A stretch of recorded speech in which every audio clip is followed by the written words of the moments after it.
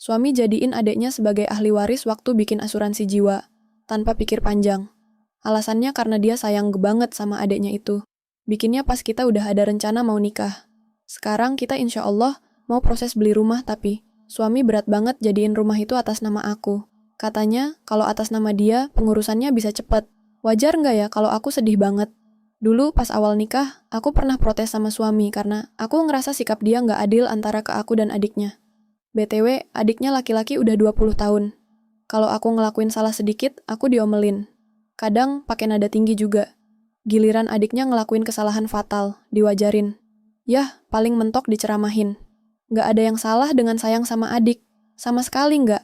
Bahkan, aku pun nggak masalah suamiku masih kasih jajan rutin adiknya, di luar dari kebutuhan adiknya ya. Minta tambahin uang untuk beli HP, beli motor, kelengkapan motor kayak ban, oli itu suamiku yang nanggung. Aku nggak masalah, nggak pernah ngelarang sama sekali. Aku mikirnya, kalau suamiku bisa beliin ini itu buat adeknya, berarti uangnya aman, dan semoga rezekinya ngalir deres. Tapi makin lama kok ya keenakan ya. Sampai suamiku nggak ada sisa tabungan karena kebutuhan di luar rumah tangga kita, khususnya buat adek dan mamanya. Mereka punya jatah sendiri per bulan, kalau di total ya hampir umur Jakarta. Kebetulan adik ipar nggak lanjut kuliah, tapi nggak kerja juga. Dari awal diwajarin sama abangnya ini. Sekalinya bapak mertuaku kasih info loker. Sama suamiku ditolak, katanya terlalu jauh lah dan lain-lain. Awalnya aku diem aja.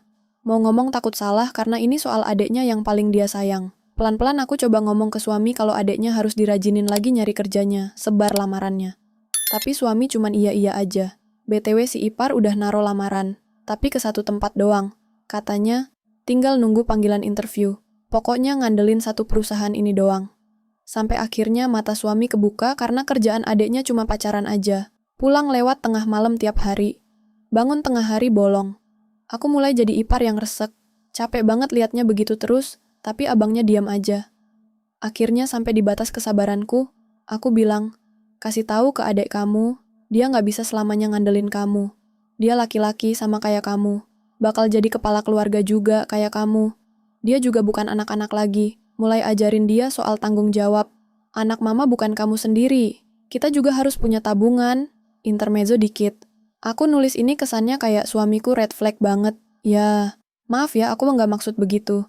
Ibarat orang ada plus minusnya, termasuk aku.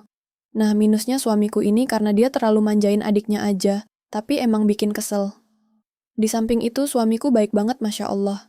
Suamiku sebenarnya royal ke orang yang dia sayang. Di luar hal tentang adiknya, suami prioritasin aku. Nggak pernah marah kalau aku lagi impulsif sering jajan ini itu. Pokoknya suamiku baik banget. Asal nggak tentang adiknya. Adiknya seolah nggak boleh disentuh. Padahal Yaila udah masuk umur dewasa, tapi manjainnya seolah masih toddler. Kerja ini nggak boleh, kerja itu nggak tegak katanya. Adiknya juga keenakan, nggak ada malu, dan inisiatifnya sama sekali untuk rajin nyari kerja. Uang dari abangnya buat pacaran. Astagfirullah, dibuat nyebut mulu sama kelakuannya.